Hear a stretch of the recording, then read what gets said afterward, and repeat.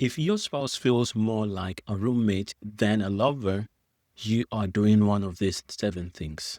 Your marriage isn't boring because of kids, stress, or how long you've been together. Attraction dies from habits you repeat every day without knowing it. Here are the 7 things killing attraction in your marriage and how to bring the attraction back. Number 1, living as roommates instead of lovers. Same house, same routine, zero romance. You talk, but only about schedules and chores. Did you pay the electric bill? Who's picking up the kids? We need milk. No flirting, no surprise, no moments that say, I still choose you. When everything becomes just tasks, desire dies. Do this instead. Put couple time on the calendar before everything else fills it up. Protect it like your most important meeting because it is. Romance doesn't just happen. It happens when you make it matter. Number 2, emotional neglect. You're not fighting, but you are also not connecting. You're both on your phones at night.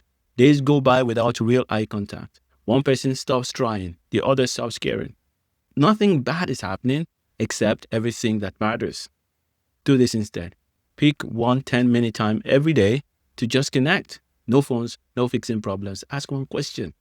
How did today actually feel for you? Then listen like it matters because it does. Are you still watching? You're already ahead of 90% of couples. Keep going. Number 3, unresolved conflicts. Old pain doesn't go away. It gets harder. A fight from 3 years ago still affects how you talk today. You forgive, but never really talk it through. So every new fight carries the old hurt. Anger builds walls when closeness used to be. Attraction can't survive under old pain.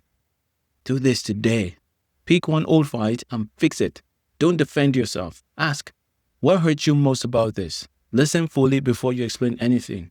Healing starts when being right matters less than being close. Number 4, constant criticism. When you correct more than you appreciate, attraction dies. You always forget. Why can't you be more like, how come you didn't do it this way? Even when you're trying to help, they hear rejection. Criticism says you're not good enough, and desire can't grow when someone feels judged all the time. Instead of criticism, do this. For every correction, say 2 good things first. Name what your spouse did right out loud before you point out what needs to change. If you can't say something good, don't correct at all. Here is the hard truth. Your spouse is probably doing one of these because you're doing another. Which one have you done today? Be honest. Number 5, overfamiliarity without effort. Knowing everything about each other isn't the same as caring about each other. You assume you already know how your spouse feels. So you stop asking, you stop listening for the small things.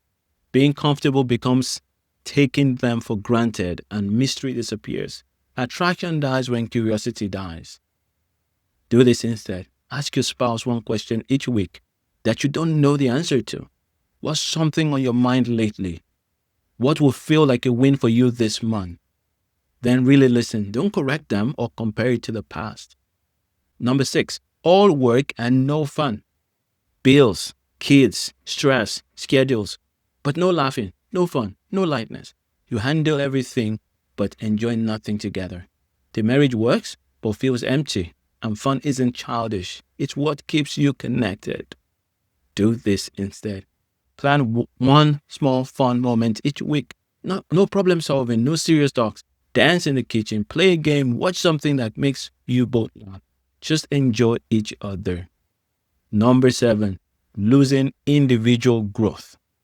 When one or both of you stop growing, attraction stops too. One person keeps learning and changing, the other stays stuck in old patterns. The gap gets bigger, not because of success, but because one person won't move. Growth is attractive. Being stuck isn't. Do this instead. Pick one thing to grow in. Your emotion, your faith, your relationships. Do it even if your spouse doesn't join you. When you grow, the whole marriage feels different, even if only you start. Here's what most couples miss. Attraction isn't about looks, age, or personality. It's about how you make each other feel. How does your spouse feel around you? Safe or tense? Appreciated or criticized? Chosen or just tolerated? Attraction grows when people feel alive with you, not just talk with you. Pick one number and do the fix today.